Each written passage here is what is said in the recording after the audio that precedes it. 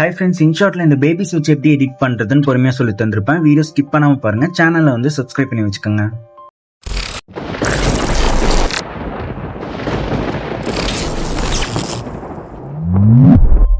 Collage அப்படிங்கிற option இருக்கு பாத்தீங்களா, இதை வந்து செலக்ட் பண்ணிட்டு ஒரு 9 போட்டோஸ் செலக்ட் பண்ணிட்டேன். அதுக்கு மேல நம்ம வந்து செலக்ட் பண்ணிக்க முடியாது. 9 போட்டோஸ் செலக்ட் பண்ணிட்டு டிக் மார்க் வந்து கொடுத்துருங்க. கீழே பார்த்தீங்கன்னா கேன்வாஸ் அப்படிங்கிற ஆப்ஷன் இருக்கு. இந்த கேன்வாஸ் ஆப்ஷனை செலக்ட் பண்ணிட்டு 9:16 ரேஷியோ வச்சுட்டு டிக் மார்க் கொடுத்துருங்க. இப்போ அதுக்கு பக்கத்துலேயே பார்த்தீங்கன்னா லே அவுட் அப்படிங்கிற ஆப்ஷன் இருக்கு பார்த்தீங்களா, இந்த லே அவுட் ஆப்ஷனை வந்து செலக்ட் பண்ணிட்டு இதில் உங்களுக்கு பிடிச்ச லே அவுட்டை வந்து நீங்கள் வந்து செலக்ட் பண்ணிக்கோங்க. செலக்ட் பண்ணதுக்கப்புறம் ஒரு ஃபோட்டோவை டச் பண்ணி அட்ஜஸ்ட் பண்ணி வச்சுக்கோங்க. வச்சதுக்கு அப்புறமா இதை அப்படியே வந்து சேவ் கொடுத்துருங்க. இப்போ வந்து ஹோம் பேஜுக்கு வந்து போயிருங்க. ஹோம் பேஜ் போயிட்டு வீடியோ ஆப்ஷன் இருக்கு பார்த்தீங்களா, இந்த வீடியோ ஆப்ஷனை வந்து செலக்ட் பண்ணிக்கோங்க. செலக்ட் பண்ணிட்டு நீங்கள் சேவ் பண்ண இமேஜை வந்து ஆட் பண்ணிக்கோங்க.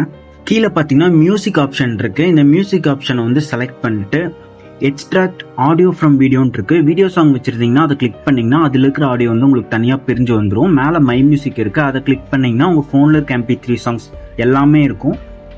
இப்போ இதில் இருக்கிற ஒரு சாங் வந்து நான் வந்து ஆட் பண்ணி டிக் மார்க் கொடுத்துக்கிறேன்.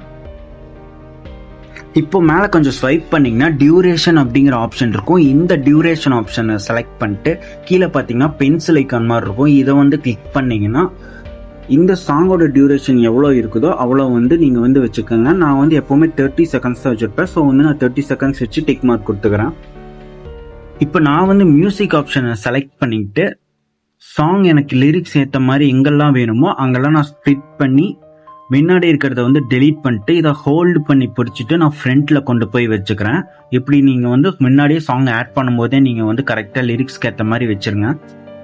வச்சதுக்கப்புறம் டிக் மார்க் கொடுத்துக்கோங்க.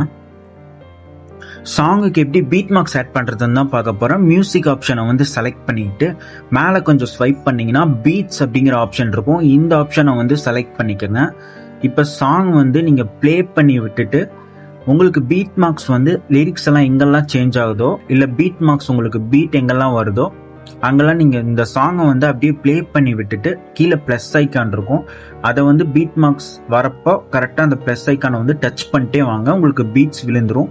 சப்போஸ் நீங்கள் ஏதாச்சும் மிஸ்டேக் பண்ணிட்டீங்கன்னா கூட இங்கே வந்து கீழே பார்த்தீங்கன்னா ப்ரஷ் ஐக்கான் மாதிரி இருக்கும். இதை கிளிக் பண்ணிங்கன்னா எல்லாமே வந்து எல்லா பீட் மார்க்ஸும் டெலீட் ஆயிரும். சப்போஸ் ஒரு பீட் மார்க்ஸ் நீங்கள் ஏதாச்சும் மிஸ்டேக் பண்ணினீங்கன்னா அந்த பீட் மார்க்ஸ் கிட்ட வச்சிங்கன்னா மைனஸ்ன்னு காட்டும். அதை கிளிக் பண்ணிங்கன்னா உங்களுக்கு அந்த பீட் மார்க்ஸ் வந்து அந்த இடத்துல மட்டும் ரிமூவ் ஆயிரும். இப்போ எல்லா பீட் மார்க்ஸுமே நீங்கள் கொடுத்ததுக்கு அப்புறமா டிக் மார்க் கொடுத்துருங்க. கீ ஃப்ரேம் வந்து இப்போ நம்ம கொடுக்கணும். இந்த வீடியோ ஆப்ஷனை வந்து செலக்ட் பண்ணிட்டு மேலே பார்த்தீங்கன்னா இதுதான் கீ ஃப்ரேம். இதை வந்து நீங்கள் ஸ்டார்டிங்கில் ஒரு கீ ஃப்ரேம் வந்து கொடுத்துருங்க. ஸ்டார்டிங்கில் எதுவுமே பண்ண வேணாம். கீ ஃப்ரேம் கொடுத்துட்டு செகண்ட் கீ ஃப்ரேம் நீங்கள் வைக்கிறீங்களா, இந்த செகண்ட் கீ ஃப்ரேம் வச்சதுக்கு அப்புறமா உங்கள் ஸ்க்ரீனில் இருக்கிற இந்த ஃபோட்டோ இதை வந்து உங்கள் 2 ஃபிங்கரில் வச்சு கொஞ்சம் ஜூம் பண்ணி உங்களுக்கு எந்த டைரக்ஷனில் வேணுமோ அந்த டைரக்ஷனில் ஸ்லைட்டாக வந்து மூவ் பண்ணிக்கோங்க. கரெக்டாக அந்த பீட் மார்க்ஸ் நீங்கள் வச்சுருக்கீங்க பார்த்தீங்களா, அதில் தான் நீங்கள் கீ ஃப்ரேம் வந்து கொடுக்கணும். இதுக்கு தான் நான் பீட் மார்க்ஸ் கொடுக்கணுங்கிறேன். பீட் மார்க்ஸ் கொடுத்தீங்கன்னா உங்களுக்கு ரொம்ப யூஸ்ஃபுல்லாக ஈஸியாக இருக்கும் கீ ஃப்ரேம் வைக்கிறதுக்கு. இல்லைன்னா நீங்கள் வந்து பீட் மார்க்ஸ் வைக்கலைன்னா நீங்கள் சாங் கேட்டு தான் நீங்கள் வந்து கீ ஃப்ரேம் வந்து கொடுக்குற மாதிரி இருக்கும். ஸோ இப்போ நான் 3rd கீ ஃப்ரேம் கொடுத்துட்டேன். கீ ஃப்ரேம் நீங்கள் ஒரு கீ ஃப்ரேம் நீங்கள் கொடுக்கும்போது ஸ்டார்டிங் கீ ஃப்ரேமையும் எண்டிங் கீ ஃப்ரேமையும் தவிர இடையில நீங்கள் என்ன கீ ஃப்ரேம் கொடுத்தாலும் அந்த கீ ஃப்ரேம் மேலே இந்த ஒயிட் லைன் வச்சுட்டு உங்கள் 2 ஃபிங்கரை வச்சு லைட்டாக மட்டும் ஜூம் பண்ணிக்கோங்க. ஜூம் பண்ணிட்டு கீழே மேலே இந்த மாதிரி ஸ்வைப் பண்ணி உங்களுக்கு லெஃப்ட் அண்ட் ரைட் எங்கே வேணால் அப் அண்ட் டவுன் எங்கே வேணால் நீங்கள் வந்து மூவ் பண்ணி வச்சுக்கோங்க. இல்லை நல்லா கூட கொஞ்சம் ஜூம் பண்ணிக்கோங்க. ஆனால் எண்டிங் கீ ஃப்ரேமில் நீங்கள் கடைசியாக வைக்க போகிற கீ ஃப்ரேம் மட்டும் எதுவுமே பண்ணக்கூடாது. அதே மாதிரி ஃபஸ்ட்டு கீ ஃப்ரேம்லேயும் நீங்கள் எதுவுமே பண்ணக்கூடாது. இடையில இருக்க கீ ஃப்ரேமில் தான் நீங்கள் வச்சு இந்த மாதிரி அட்ஜஸ்ட் பண்ணி வச்சுக்கணும். எண்டிங் கீ ஃப்ரேம் வச்சதுக்கு அப்புறமா ஸ்டார்டிங்கில் உங்கள் ஃபோட்டோ வந்து எப்படி இருந்ததோ அந்த மாதிரி வந்து எண்டிங் கீ ஃப்ரேம் வச்சுட்டு சேஞ்ச் பண்ணிக்கோங்க. இந்த மாதிரி நார்மலாக கொண்டு வந்துருங்க. இது எல்லாமே நீங்கள் வந்து கம்ப்ளீட் பண்ணதுக்கு அப்புறமா ஸ்டார்டிங் வந்துருங்க. ஸ்டார்டிங் வந்துட்டு இந்த 2 கீ ஃப்ரேம்க்கு நடுவில் இந்த ஒயிட் லைன் படுற மாதிரி வச்சுட்டு மேலே கொஞ்சம் ஸ்வைப் பண்ணிட்டே வந்தீங்கன்னா லாஸ்ட்டில் ஈஸ்ன்னு ஒரு ஆப்ஷன் இருக்கும். இந்த ஈஸ் ஆப்ஷன் செலக்ட் பண்ணிட்டு இதில் நான் செலக்ட் பண்ணுற அனிமேஷனை வந்து செலக்ட் பண்ணிக்கோங்க. அதுதான் கொஞ்சம் நல்லாயிருக்கும். ஸோ அதை வந்து 2 கீ ஃப்ரேம்க்கு நடுவில் வச்சுட்டு இந்த ஆப்ஷனை வந்து கொடுத்துக்கோங்க. அவ்வளோதான். ஃபோட்டோக்கு கீ ஃப்ரேம் கொடுக்கறதுக்கு முன்னாடியே வந்து ஃபோட்டோவில் சில அட்ஜஸ்ட்மெண்ட்ஸ் எல்லாம் பண்ணணும். அதை முன்னாடியே பண்ணிடுங்க. நான் பண்ணல, இப்போ தான் பண்ண போகிறேன்.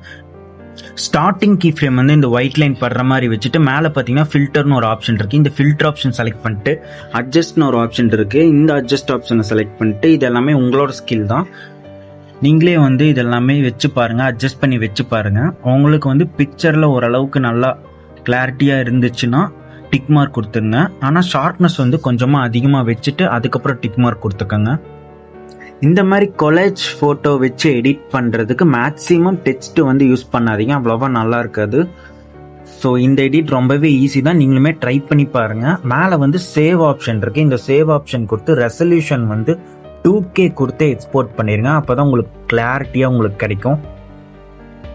சேனலை வந்து சப்ஸ்கிரைப் பண்ணி வச்சுக்கோங்க.